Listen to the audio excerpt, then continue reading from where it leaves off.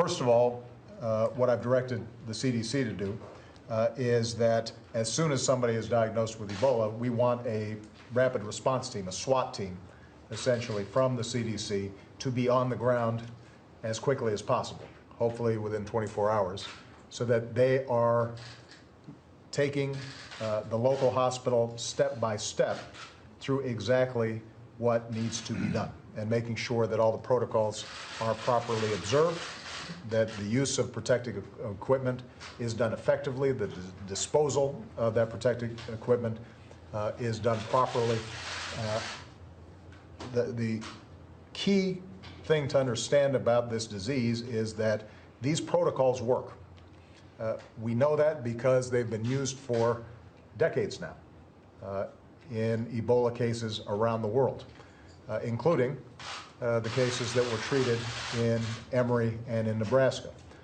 I shook hands with, hugged, and kissed, not the doctors, but a couple of the nurses at Emory because of the valiant work that they did in treating one of the patients.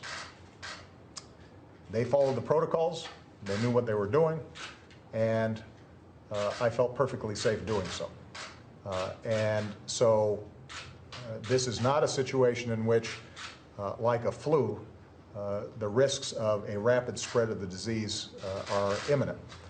If we do these protocols properly, if we follow the steps, if we get the information out, then the likelihood of widespread Ebola outbreaks in this country are very, very low. I am absolutely confident that we can prevent a serious outbreak of the disease here in the United States. But it becomes more difficult to do so if this epidemic of Ebola rages out of control in West Africa. If it does, then it will spread globally in an age of frequent travel and the kind of constant interactions that people have across borders.